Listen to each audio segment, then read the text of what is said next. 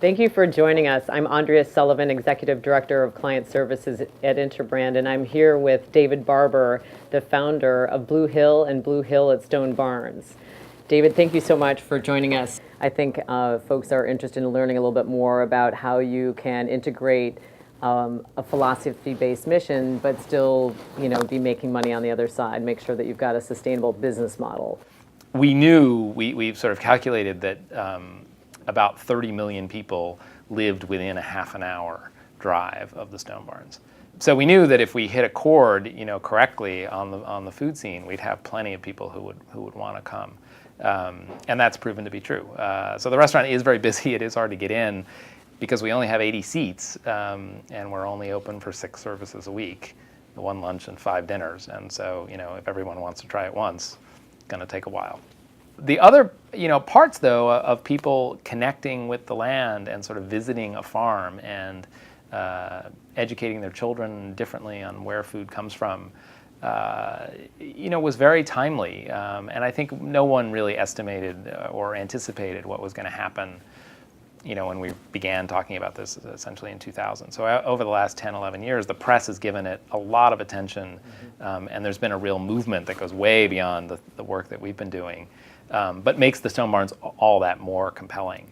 Could you share a little bit more about Sure. how you think about the whole notion of experience and how that's critical to Stone Barns? We're careful on the experience piece for a couple of reasons. One is we do take reservations a long time in advance, so typically people have waited to get in, and so they come with pretty high expectations, and we want to make sure that their expectations for the experience are similar to as similar to what we deliver as possible. So we want to the extent that it's possible in a restaurant environment, we want to kind of gauge and listen when they arrive to what they're actually looking for.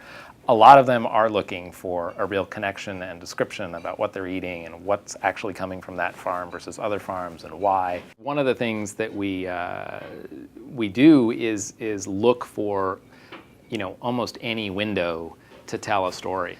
Every waiter is involved in the farm or in the kitchen and the education area in some way during their week. So they're exposed to a million stories that they can tell themselves, and those tend to be the best ones, the personal experiences, and the things that have stuck with them about their time there that they find impressive and worth sharing. So we encourage them to get those stories out when it looks even remotely possible that somebody might be interested in hearing one. We don't have menus in the traditional sense. We certainly adhere to people's strong preferences and their dietary restrictions, obviously, and things that we can take into account. But we can't afford, as a business, to offer people choice in the traditional sense because of our commitment to buy everything that the farm grows. And that is actually, it was a bit risky, I think, when we started to do it. But it's actually worked to our advantage because people, rightfully so, now feel engaged in the process. Not all people, but hopefully most of them when they come there, feel engaged as a consumer in this process of participating in our little experiment. And they have to agree to participate, to eat there. It's very clearly explained to them on the phone that they're not going to get choices.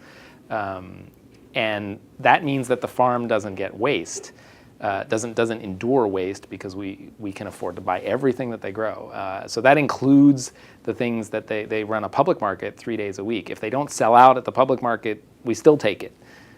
We'll take anything that they will offer us, and we figure out a way to work it into people's meals as long as they're willing to eat it. But what it also creates is a system where it's even less driven by my brother, the chef, and the kitchen than other restaurants because they're not designing menus around things that they think people will like.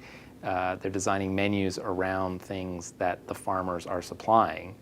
And if the farmers know that the restaurant's going to buy it no matter what, then they're more encouraged to grow the things that they really want to be growing, things that will benefit the farm long term, that will help the soil, that will be good complements to the things they just harvested. And all of that starts to create a system that's quite different from the way the rest of the food system works.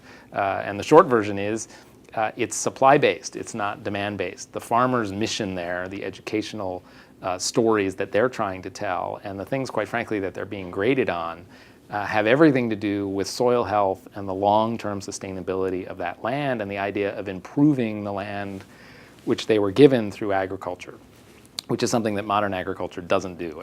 Modern agriculture degrades land everywhere it goes and does so with the additions of pesticides and poisons that run off into the water supply. We're the antithesis of that and are actually demonstrating that the soil is richer and healthier over the 7 years that land has been farmed, the way it's being farmed, which is a fantastic story in and of itself. But when they can extend that to growing anything that they want, it's a remarkable opportunity. It tends to push some of the food into the more experimental areas. You get people eating things that they haven't normally heard of necessarily, but they're excited by it. And so that propels the issue forward and encourages the conversation, and I think separates the restaurant further. So we want to do more and more of that, as much as we can.